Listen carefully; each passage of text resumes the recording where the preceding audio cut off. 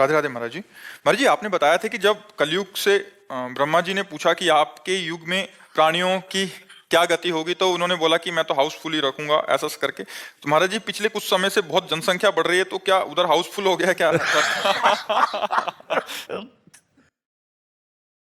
नहीं, जनसंख्या बढ़ने का क्रम होता है।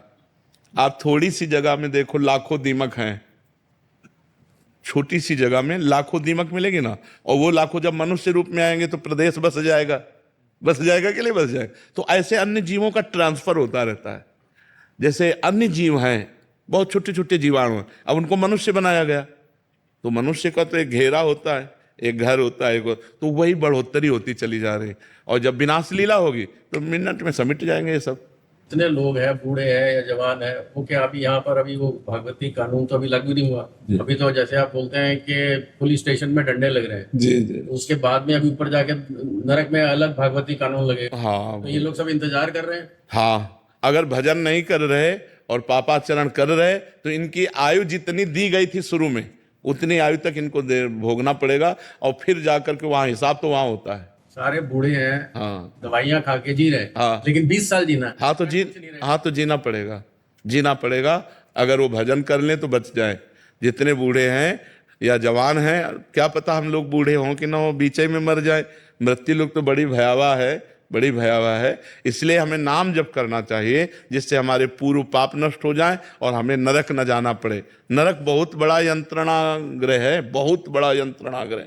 जैसे दुनिया में हम रहते हैं, हमें ऐसे लगता है कि मुश्किल से 5 से 10% भगवान का नाम ले रहे हैं। हाँ, बाकी 80% लोग जो है वो नरक में फुल हो चुका है वहां, इसलिए नहीं। नरक इतना बड़ा, वो फूल कभी नहीं होता है। अच्छा, वहां इतना बड़ा देह थोड़ी मिलता है, छोटा सा मिलता है, भोगना पड़ता है। यातना देह उसे है, अब भोगना पड़ता है। जैसे एक केचुआ में है 100 चींटी लिपटी हुई है। अब सोचो, एक चींटी अपने इतने बड़े शरीर में काटती है तो अपने को परेशानी महसूस होने लगती है, और वो 100 चींटी उसके कोमल शरीर को, अब वो नरक ही तो भोग रहा है, नरक ही तो भोग रहा है। बड़ी योनियां हैं, बड़े। तो इसलिए बहुत अंगुल मात्र का शरीर और भोग हम ऐसा क्या करें कि जीवन में हमारी वजह से कभी किसी को दुख ना पहुंचे और हम अपनी सभी जिम्मेदारियों का निर्वाह पूरे कर्तव्य परायणता से। नाम जप करोगे तो आपकी बुद्धि शुद्ध रहेगी, और शुद्ध बुद्धि ही ठीक आचरण करवाती है। न्यायाधीश ठीक हो तो न्याय ठीक होगा। न्यायाधीश बुद्धि है, इस पूरे शरीर में निर्णयात्मक फाइनल करने वाली बुद्धि है। अगर हमारी बुद्धि शुद्ध, तो अगर बुद्धि शुद्ध है तो वो ऐसे ही आचरण कराएगी जिससे सबका मंगल होगा, जिससे सबको सुख पहुंचेगा। पर बुद्धि शुद्ध करने के लिए हमें नाम जप की आवश्यकता है, और नाम जप करने के लिए हमें भोजन पवित्र की आवश्यकता है। अगर भोजन पवित्र है, नाम जप चल रहा है, तो हमारा विचार पवित्र होगा। विचार पवित्र होंगे तो हमारे आचरण अच्छे होंगे, आचरण अच्छे होंगे तो सबको सुख मिलेगा। सतपाल बंसल जी, पानीपत से। राधे राधे महाराज जी। महाराज जी, आपके चरणों में कोटि कोटि प्रणाम। महाराज जी, भगवत गीता जी में लिखा है कि कर्म करो, उसके अनुसार फल मिलेगा। महाराज जी, दूसरी तरफ ये लिखा है कि भगवान श्री कृष्ण जी कहते हैं कि मुझे ही जपो, मेरा ही ध्यान करो तो मोक्ष की प्राप्ति होगी। महाराज जी, अलग अलग। हाँ, तो कर्म फल से मोक्ष थोड़ी मिलता है, कर्म से मोक्ष थोड़ी मिलता है। अगर मोक्ष चाहिए तो भगवान की शरण में हो, भगवान का नाम जप करो, भगवान की आराधना करो। कर्म 2 प्रकार के होते हैं, शुभ कर्म, अशुभ कर्म। अशुभ माने पाप कर्म, शुभ माने पुण्य कर्म। शुभ कर्म का फल सुख होता है, सांसारिक। अशुभ कर्म का फल दुख होता है, सांसारिक।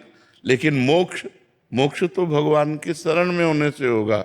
इसलिए भगवान की शरणागति, भगवान का नाम जप, भगवान की आराधना, ये हमें शुभ और अशुभ दोनों कर्मों से मुक्त करके आनंदमय, परमानंदमय, विज्ञानानंदमय, अखंडानंदमय, प्रेमानंदमय बना देती है। तो भगवान की आराधना अलग चीज है और कर्म अलग चीज है। कर्म 2 ही प्रकार के होते हैं, पाप कर्म या पुण्य कर्म। और पाप और पुण्य दोनों से अलग भगवान का भजन का मार्ग है, जो पाप और पुण्य दोनों को नष्ट करके भगवत प्राप्ति कराता है। जब तक पाप शेष रहेगा तब तक नरक भोगना पड़ेगा। जब तक पुण्य शेष रहेगा तब तक स्वर्ग भोगना पड़ेगा।